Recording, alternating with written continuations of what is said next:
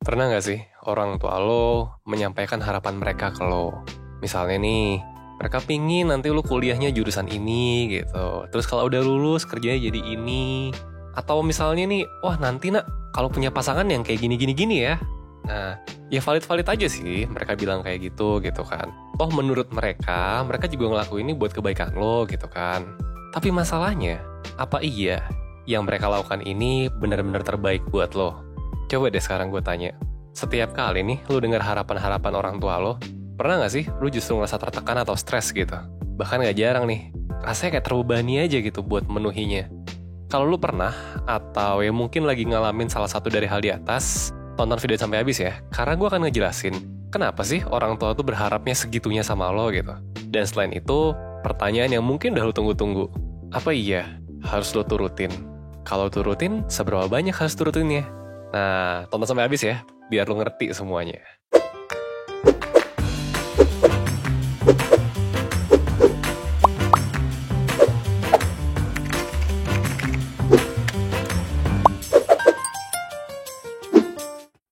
Seringkali, perkataan yang orang tua lontarkan pada lo itu punya makna yang baik kok. Bisa jadi pujian, bisa jadi harapan, bisa juga nasihat gitu. Tapi, kadang-kadang nih, ada aja gitu orang tua yang terbiasa terus-menerus menganggap nasihatnya tuh sebagai yang paling benar. Sampai-sampai nih rasanya udah bukan kayak nasihat gitu, udah kayak ultimatum, udah kayak undang-undang dasar negara. Nah, di sini tuh mereka suka lupa kalau apa yang mereka harapkan bisa jadi itu bukan yang terbaik buat lo. Pertama-tama, lo perlu tahu dulu nih, kenapa sih orang tua lo ngasih harapan ke lo kayak gitu tuh? Jadi gini, seperti halnya fenomena psikologis lain, hal ini tuh bisa dijelaskan oleh banyak hal.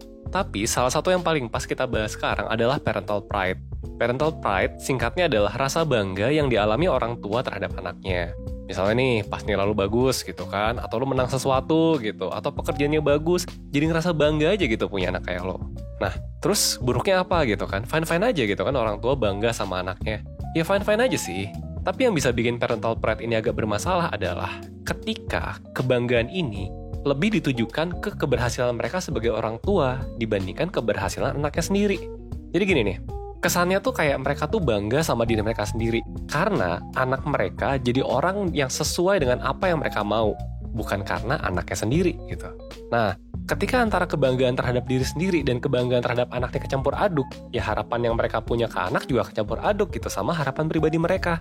Pertanyaannya sekarang adalah, ketika orang tua lo menyampaikan harapan mereka ke lo, coba deh pikir, menurut lo, itu tuh buat kebaikan lo atau buat kebaikan mereka? Gue gak bilang bahwa semua harapan orang tua itu egois. Gue cuma mau mengingatkan, kalau harapan-harapan orang tua itu bukan sesuatu yang absolut. Ya karena balik lagi, ingat aja kalau mereka ini juga manusia kok, sama aja kayak lo. Mereka juga punya mimpi-mimpi sendiri gitu. Keinginan-keinginan sendiri dan hal-hal manusiawi lain yang gak memungkinkan mereka untuk mencari solusi yang terbaik buat lo. Terus, apa sih akibatnya kalau parental pride ini kita rasain secara terus-menerus? Nah, dalam psikologi, kita tuh mempelajari apa yang disebut dengan self-conscious emotion. Intinya, perasaan yang dipengaruhi oleh bagaimana kita melihat diri kita sendiri dan bagaimana kita dilihat oleh orang lain. Nah, kalau nih kita terus-menerus dihadapi pada parental pride nih, kita jadi terbiasa buat melihat diri kita dari kacamata orang tua gitu. Kenapa? Ya karena tadi kan. Karena lo melakukan yang terbaik menurut orang tua lo. Padahal, bisa jadi nih, yang diinginkan orang tua lo itu bukan terbaik buat lo, tapi terbaik buat mereka aja gitu. Supaya mereka bisa ngerasa bangga, wah anak gue bisa ini, sesuai nih sama keinginan gue gitu kan. Nah, ketika ini terjadi terus-menerus, dan orang tua lo itu terus-menerus mencekoki lo dengan apa yang mereka mau, bisa jadi lo tuh justru jadi kehilangan sense atas diri lo sendiri. Jadi kayak lo bingung aja gitu kan, gue tuh siapa sebetulnya, apa sih yang bener-bener gue mau? Iya nggak? Buat kalian nih, yang sering banget dipush sama orang tuanya, ngerasa nggak sih bahwa kadang-kadang lu bingung aja gitu, apa sih yang bener-bener lo mau? Yang bener-bener lo mau ya, bukan yang orang tua lo mau gitu. Terus lo berpikir, oh iya gue harus lakukan ini karena orang tua gue nyuruh gitu. Iya nggak? Nah, karena kita udah bingung ya, antara mana yang kita mau sama mana yang orang tua kita mau, terus kan lama-lama jadi campur aduk gitu ya. Nah, ketika kita gagal memenuhi ekspektasi orang tua, padahal nih, tadi nih ya, ekspektasi orang tua lo sama ekspektasi lo udah campur aduk nih. Akhirnya perasaan gagalnya itu juga bakal campur aduk. Lo jadi bingung gitu. Ini tuh yang gagal siapa? Apa emang lu gagal sebagai manusia? Atau lu simply cuma gagal bikin orang tua lu bisa bangga aja gitu? Nah, ketika lu sering banget di-push sama parental pride, yang kayak gini tuh jadi blur aja kan? Yang gagal tuh apa sih? Gagal lu sebagai manusia gitu kan, karena lu gagal mencapai impian lo. Apa lu simply gagal bikin bangga orang tua aja gitu? Itu tuh dua hal berbeda sebetulnya. Kalau lu nonton video ini terus habis itu lu mikir, lah emang beda gitu. Nah, artinya kemungkinan besar lu tuh udah jadi korban dari parental pride gitu. Dan sebaliknya tuh juga sama aja gitu. Ketika kita udah berhasil nih menuhin ekspektasi orang tua kita, terus kita seneng nih, wah seneng nih bisa bikin mama bangga, papa bangga gitu. Tapi sadar gak sih, kalaupun itu terjadi ya, kadang-kadang tuh bertanya-tanya aja kan, apakah semua ini worth? Semua usaha gue, semua yang gue lakukan, gue memilih jalur ini demi orang tua gue gitu. Meskipun lu sukses ya, sukses menurut definisi orang tua lu ya, tapi kan jadi bertanya-tanya aja. Karena lu udah kehilangan sense dari self lu sendiri, jadi lu bingung gitu. Gue tuh yang mau apa? Apakah kebanggaan ini sesuatu yang harusnya gue nikmati atau enggak? Nah, ketika dihadapi dengan kebingungan seperti ini, apa sih yang perlu dilakukan? Tenang, 1% punya jawabannya. Jadi gini, memang menghadapi masalah ini itu jauh lebih gampang ngomongnya daripada ngelakuinnya. Ya gimana nggak susah gitu kan? Kalau emang orang tua lu segitunya terhadap parental pride mereka, salah ngomong dikit aja bisa dicap anak durhaka kan? Jadi bingung aja gitu mau melakukannya. Tapi, di saat yang sama, lu juga nggak mau kan terus-terusan hidup malah buat mimpi orang lain bukan buat mimpi lu sendiri? Iya nggak? Mau nggak hidup buat mimpi sendiri? Nah, mau nggak punya sense yang bagus soal diri lu tuh siapa, maunya apa? Mau nggak sukses buat mimpi sendiri? Mau kan? Ya iyalah, hidup kan cuma sekali, masa sih nggak seutuhnya? Jadi gini, emang sulit, tapi mengkomunikasikan hal ini ke orang tua lu secara asertif adalah hal utama yang bisa lo lakuin buat menyelesaikan masalah ini. Untuk ngelakuin hal ini, pertama-tama lu sebaiknya tahu dulu apa yang mau lakuin. Gue ngerti nih, tadi kan sense of self lu tuh blur ya, gara-gara bercampur aduk. Tapi hal pertama yang bisa lu bangun itu dulu. Cari tahu dulu, apa sih mimpi lu sebetulnya? Jangan-jangan sama gitu sama orang tua lu kan, jadi lu kan ternyata tidak masalah gitu. Apa yang lu lakukan buat orang tua lu dan buat diri lu sendiri, ternyata sama gitu. Tapi kalau beda, nah harus tahu dulu, bedanya tuh apa sih? Seberbeda apa sih? Apakah orang tua lu pingin lu jadi A dan lu pingin jadi Z?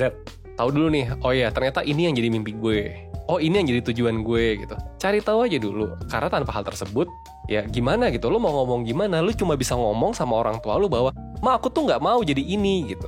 Tapi pas ditanya balik, kamu mau jadi apa emang? Bakal susah kan buat jawabnya. Kalaupun lu bisa sebut ya, bakal susah buat ngejelasinnya. Ketika lu belum berhasil bikin sebuah definisi yang clear, impian lu tuh apa, yang lu mau itu apa. Nah setelah jelas nih, oke, berarti lo yang bener-bener lo mau adalah ini. Wah ternyata berbeda nih sama yang diinginkan orang tua lo. Lo buktiin nih sama orang tua lo. Buktiin bahwa lo tahu apa yang lo mau. Bahwa lo adalah orang yang bisa mendefinisikan jelas, gue maunya ini dan ini bisa bikin gue bahagia dan gue yakin gue bisa achieve ini. Ingat ya, tahu apa yang lo mau, tahu bahwa itu bisa bikin lo bahagia dan tahu bahwa lo bisa achieve itu. Nah kalau udah bisa bilang nih, ini alasannya, ini aku mau, ini bisa bikin aku bahagia karena ini gitu. Kalau orang tua lo masih protes sama lo, coba tanya deh, mereka nggak pingin lo bahagia? Ini sesuatu yang udah lo kerjain lo, ini sesuatu yang ada usahanya, bukan lo asal sebut, ma aku mau jadi YouTuber besok gitu. Ini sesuatu yang udah lo pikirin, lo maunya jadi apa, lo yakin lo bisa achieve, dan lo yakin bisa bahagia gitu. Kalau misalkan orang tua lo simply cuma bilang, enggak, bukan gitu caranya gitu. Coba tanya sama mereka pingin nggak sih lo bahagia? Karena ketika melakukan itu ya, ketika ada komunikasi seperti itu gitu, lu jadi bisa nyari tahu sebetulnya orang tua lu tuh kenapa sih berharap hal-hal seperti itu gitu. Apakah ada hubungannya sama kehidupan mereka dulu gitu, atau mungkin justru hubungannya sama passion mereka sendiri yang mungkin pernah tercapai atau justru tidak tercapai terus diterusin ke lo. Nah ketika lu sudah mengenali asal-usul dan latar belakang dari harapan orang tua lo, lu jadi lebih gampang gitu buat discuss. Karena ya tadi kan, selama ini kan nggak tahu kan, kenapa sih mereka pengen lo seperti itu gitu. Apa dasar pemikirannya? Ngerti dulu aja, oh ternyata mereka maunya ini. Apakah satu-satunya cara buat memenuhi keinginan mereka tersebut harus dengan cara mereka? Kan bisa jadi enggak. Misalkan mereka simply cuma pingin, oh mama pingin anak mama kehidupannya stabil gitu kan. Emang stabil harus sesuai dengan pilihan mama karirnya? Ada banyak karir yang stabil di dunia ini gitu kan. Nah hal-hal kayak gitu justru jadi bisa terbentuk diskusinya. Tapi nih, kalau lu udah lakukan semua nih, lu udah definisiin lu maunya apa, lu sudah berhasil jelasin kenapa ini visible buat lu, kenapa ini bagus buat lu, dan lain-lain. Dan lu juga gak ngerti ini, oh mereka tuh maunya ini, dan lu udah bisa jawab gitu. Tapi tetap aja gitu, mereka maksa lu pakai cara mereka. Ya udah, ada cara berikutnya namanya adalah agree to disagree. Alias kita sepakat bahwa kita tuh tidak sepakat. Dimana ya udah, mereka maunya A, which is fine, itu pilihan mereka, tapi lu maunya B. Nah, kalau udah sampai pada titik ini, ya udah, Gak banyak yang bisa dilakuin gitu kan, gak banyak yang bisa dikompromiin, ya lu bisa pilih aja sih sebetulnya. Mau pilih yang mana gitu, pilih jalur lu atau jalur orang tua lu. Sekarang susah kan? Kenapa? Karena yang tadi gue jelasin tuh, poin-poin yang harus didiskusiin, lu belum punya gitu. Tapi ketika lu punya semua poinnya, lu udah coba ngomong segala macem, bakal lebih gampang buat milih. Ujung-ujungnya pilihannya memang tidak mudah. Gue bilang kan di awal kan, gampangan ngomongnya dibandingkan melakukannya. Milihnya pasti bakal tetap susah. Tapi, ketika lu milih dengan kejelasan gitu kan, gue maunya ini, karena ini, bakal jauh lebih tidak rumit dibandingkan sekarang. Pelan-pelan bisa kok belajar mengkomunikasikan apa yang lo mau secara asertif dan berupaya untuk membuat orang tua lo percaya dengan apa yang lo lakukan. Sekali lagi gue mau bilang bahwa hal ini mungkin adalah hal yang cukup susah buat dilakukan bagi sebagian orang. Karena ya, orang kan juga macem-macem, orang tua juga macem-macem gitu kan. Ada yang bisa dengerin, ada yang enggak. Kalian juga ada yang bisa ngomong dengan mudah, menjelaskan sesuatu, ada yang enggak gitu kan. Komunikasi asertif memang bukan sesuatu yang diajarin di sekolah. Makanya di sini gue menyarankan banget buat lo nonton video-video 1% lainnya yang spesial ngebahas tentang komunikasi asertif. Kayak ini nih, video ini nih. Nah, tapi gue ngerti gitu, bahwa di balik semua cerita ini ada banyak banget keresahan. Yang kadang-kadang lo juga bingung mulainya dari mana gitu. Mulai ngomongnya dari mana. Kayak ada banyak banget perdebatan antara orang tua lo sama lo. It's okay, kita bisa bantu.